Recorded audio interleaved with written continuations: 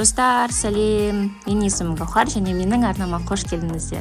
Бүгін ұйқыдан оң аяқтан тұрып, күшті көңіл күймен жүріп, неге осы мен видео түсірмеймін деген ойға келдім да.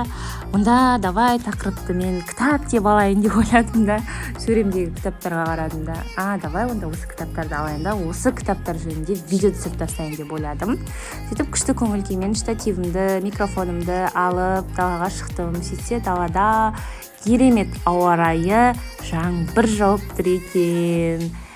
Тамсандым. Содан кейін мынандай бір күшті әдемі көрініске куә болып, оны видеоға түсіріп алдым. Сондай күшті. Осылайша 11-ші троллейбусқа міндім да, Атакен жаққа қарай тарттым. Мен негізі автобуспен жүргенді қатты жақсы көремін. Автобустың артқы орнында наушникпен сүйікті әніңді тыңдап отырған қандай керемет, Бірақ балалы болғалы ол кәдімгідей арман болып қалды. Но видео тема болып шықты, таймлапспен түсірдім. Күшті өзіме ұнайды, қарап отырып, монтаж жасап отырып, өз-өзіме риза болып отырмын.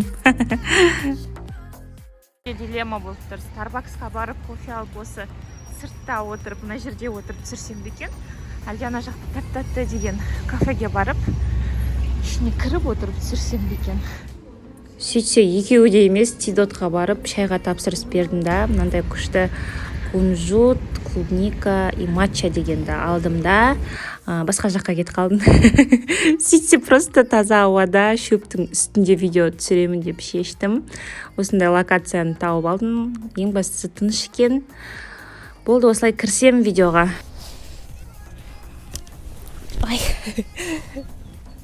Ой деп қояды дейді. Былай өтсем бе екен деп дейсің. Бүйтіп өтсем ше. Дейсің кітаптың астына аяқ тұрған тағы бір түрлі да. Орамалым нәрмен тұр ма? Все, 1, 2, 1, 2, 3, 4, 7, 8, 15 десең. Десең, давай, болды соберись, Гаухар. Айтып тасташы, айтып тасташы. Сәлем достар, менің YouTube арнама қош келдіңіздер. Менің атым Гаухар болады. Ара кетші бар. Именно осы важный моментте келіп тұрып алған ез. Убийцам омен деген. Кетші қазір мен қорқытып кәдірілде отырып тым айтамай қалғанмын. A few moments later. Сәлем достар, менің есімім Гаухар және менің арнама қош келдіңіздер. Бүгін менің арнамда біз кітап жөнінде сөйлесеміз. Және де жай ғана кітаптар емес, ол қаржылық сауаттылық, жалпы ойлау, яғни мышление жөнінде, жалпы бабки десең, ақша туралы сөйлесеміз. Негізі біз мектепте оқып жүрген кезде, деп сразу жақтан бастайық, мектепте оқып жүрген кезде біздер базовый білім ретінде жазу, сызу, оқу деген сияқты білімдерді аламыз, Алайда неліктен біз ақша туралы білімді алмағанбыз деген сұрақ қоямын мен өзіме. Неге десеңіздер, ақша ол қазіргі біздің қоғамда кәдімгі ауа сияқты қажеттіліктердің бірі болып кетті, Ал кез келген адам, жалпы қоғамда өмір сүретін адам, ақшамен қарым-қатынас жасайды, Ол оған керек білім. В общем, сол менің сондай сұрағым бар біздің білім министрлігіне. Не себепті біздің халық қаржылай сауатты емес? Қаржылай сауатсыз екендігінің бір дәлелі, мысалы Тұрсынбек Қабатов айтады ғой, бір приколында, әзілдерінде айтады ғой, кезінде дейді, Совет үкіметі ойлап тапқан дейді, бит дарақ деген бәріміздің басымызда бит болды дейді. Короче, прикол айтып жатады да. Енді қазір кішкене заман өзгерді дейді, бірақ қазір бит емес, бас-басымызда кредит бар дейді. Сол айтады да соңында. Сонда айтады да лучше сол бит дұрыс еді кредитке қарағанда дейді. Шынымен де солай да. Қазір әрбір қазақтың басында бір емес бірнеше кредиттен бар десек, жаңылмаймыз негізінен, ол рас. Енді оның барлығы неден келіп шығады? Ол әрине қаржылық сауаттылықтың жоқтығынан. Қазір енді семинар, тренинг, вебинарлар өте көп қой, мышление туралы, жаңағы қаржылай сауаттылық туралы, соның барлығын енді өздеріңізде былай ізденіп, тауып, көріп, көре аласыздар. Жалпы менің бұл видеоны түсіріп жатырғандағы мақсатым сіздерге кішкене бағыт беру және өзімнің кішкене бір историямен бөлісу ғой, менде қалай болды. В общем, әңгіме былай ғой, осыдан 2 жыл бұрын менде мынандай ой туды да. оған дейін енді 2 жыл 2000 нешінші жыл еді ол 2019 жылға дейін 2018 ба ұмытып қалдым уже ол маңызды емес. Соған дейін мен ойлайтын адам көп ақша табу үшін ол өте білімді болу керек және көп жұмыс жасау керек деп. Және де сол үшін мен өзімнің профессионалды қабілеттерімді дамыту үшін көп күш жұмсайтын, жаңағы білім алатынмын, неше түрлі вебинар курстар сатып алатынмын, неше түрлі кітаптарды оқитынмын. Бірақ оның барлығын бағыты менің профессионалды қабілеттерімді дамыту, яғни профессиональные навыки, да, ол жаңағыдай бір саладағы білімдерімді арттыру ғой, в общем, түсінген шығарсыздар. Соны арттыру болды да, и мен сол жақтан қаза берем. Сосын мен бір кезде ойлана бастадым да, шынымен менің білім деңгейім жоғарылады. Мен өзімнің, енді мен мысалға мамандығым демей ақ қояйын, енді оқыған мамандығым филология болғанымен мен өмір бойы дейсің да. Сол университет бітіргелі бері мен маркетолог болып жұмыс жасаймын да. И мен сол бағытта маркетинг саласынан, жаңағы сату, сондай жағынан өзім білімімді дамыттым да. Енді бір күні отырып ойланамын ғой, шынымен де мен осы профессионалды қабілеттерімді дамытып жатырмын, бірақ ол маған менің білім деңгейіме сәйкес ақша алып келіп жатырған жоқ деген ойға келдім да. Неге мен одан да көп ақша таба аламын ғой, ал неге мен ол ақшаны таппай жүрмін, қайда менің ақшам дедім ғой, в общем. Сондай бір ой туды. Сосын ойлана келе бір кітаптар оқи бастадым. Сол кезде Шамиль Аляутдиновтың тренингтерін көре бастадым, уағыздарын тыңдай бастадым. Сөйтсе, менде, мышление бедного человека екендігін түсіндім. Кедей адам психологиясы, яғни енді ол туралы видеолар өте көп қой. Сондай екендігін түсіндім. Не үшін менде қазір ақша жоқ екендігін түсіндім. Сол үшін осы бағытта мен уже 2 жылдан бері оқып, іздеп, біліп, танып, көріп жатырмын десеңе. Вот, солай. Енді мен сіздерге бүгін осы видеода мен осы енді ол менің болым ғой, менің жаңағы мышлением бедный. В принципе, ол сіздің де мышлениеңіз бедный болуы мүмкін. Себебі бізде қазақтарда, енді қатты айтам ба қазақтарда айтсам, енді как она есть айтайыншы құрсын. Шынымен де қазақтарда бізде психология бедности в основном, потому что бізде даже кішкентай кезімізде оқитын ертегілерімізде бай жаман, кедей жақсы деп өсірді. Біздің даже қазіргі кездегі жаңағы уағыздарда да көп жерде діни жағынан да біздерге айтады, мысалы, кедей адам жәннатқа бірінші кіреді деген сияқты, кедейдің мәртебесі жоғары болады деген сияқты, ал бай адамның, бай адам болу, в общем, не круто, кедей болсаң это круто деген сияқты нәрсені. Мысалға, шық бермес Шығайбайдан, просто элементарный пример да, біздің ертегіміз ғой, соны оқыған. Байдың барлығы жаңағыдай жаман персонаждар, кедейдің барлығы жақсы персонаждар. Алдар Көседе, например, Алдар Көседе байларды алдаған, сөйтіп типа кедейлерге таратып берген.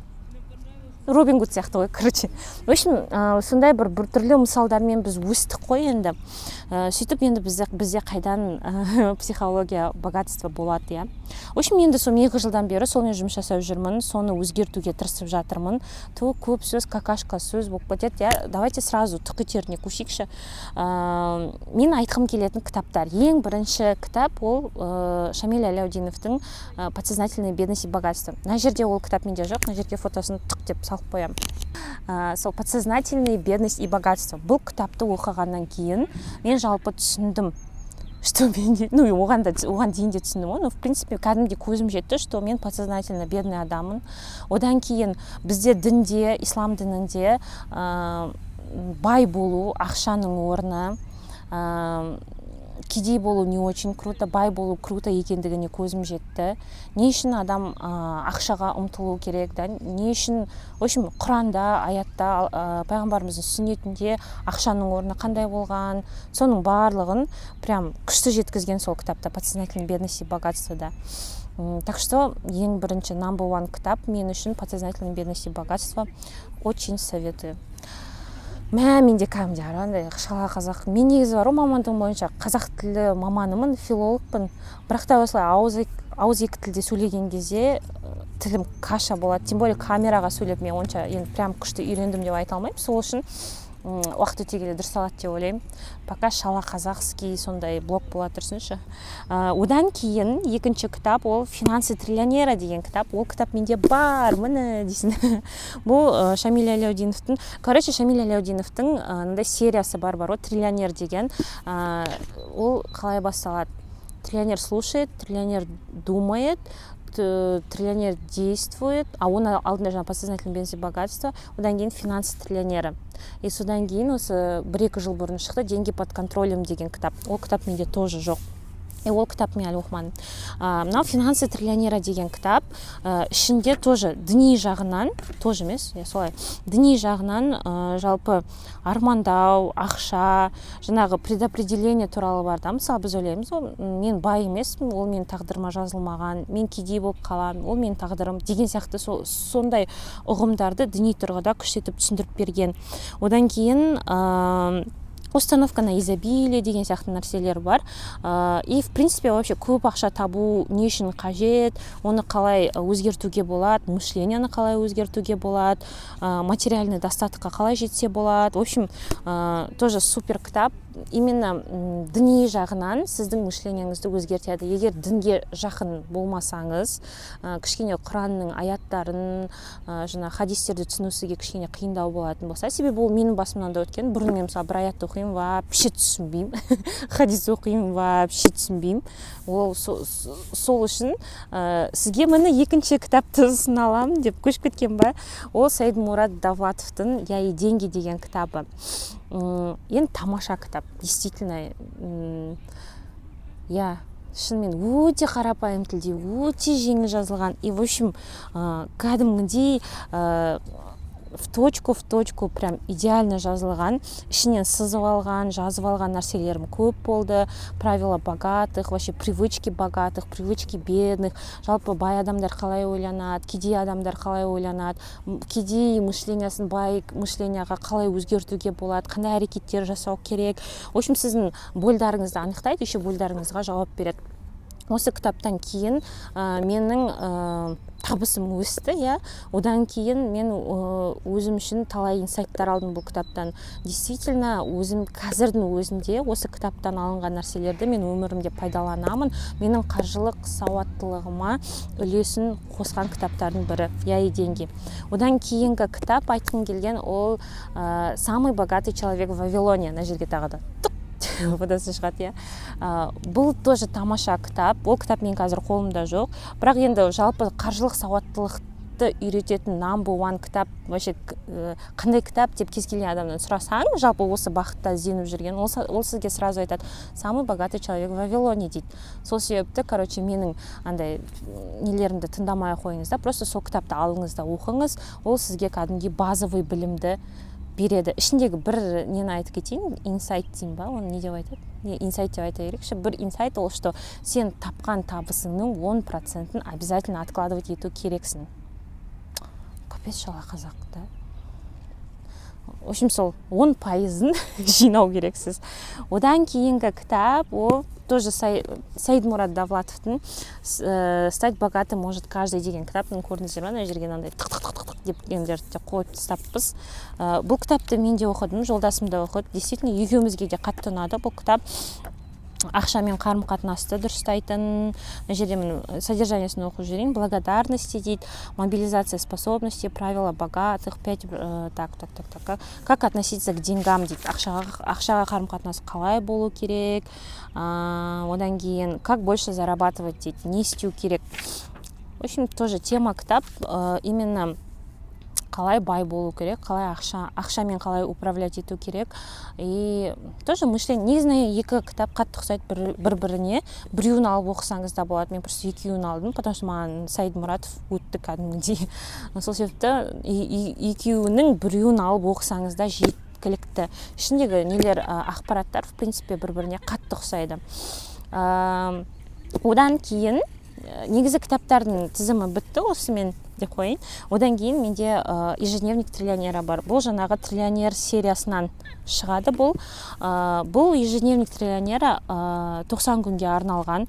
Бұл жерде мысалға Шамиль Аляутдиновтың кітаптарын оқысаңыз, жоспарлау туралы көп нәрселер айтылады. И бұл ежедневникті жоспарлауға арналған. Ежедневниктің басында күшті мысал келтіріледі. Мысалға сіз дейді, А пунктінде тұрсыз дейді. И сізге мысалы сіздің мақсатыңыз Б пункт дейді. Ал енді сіз А пунктінен бұл ежедневник не сияқты ғой дейді, карта сияқты дейді, Тугис, Яндекс сияқты ғой мысалға да. Мысалы Тугиске жазасың, мен мое местоположение, и мысалға бір точканы жазасың. И ол саған фук деп жолын көрсетеді да, мысалға автобуспен барсаң былай барасың, таксимен былай деген сияқты. И бұл ежедневникте дәл солай дейді, сен қазір А пунктында тұрсың, сен Б пунктын жазасың, и сені Б пунктына алып баратын жолдарды жазасың дейді. И бұл жерден бірінші басында 10 жылға цельдарын жазасың. Ол ештеңе етпейді, уақыт өте келе, ол дұрыс, адам өседі, есейеді, цельдары өзгереді, мақсаттары бәрі өзгереді. Сол себепті басында 10 мен жазатырмын екен, фиг поймеш қой.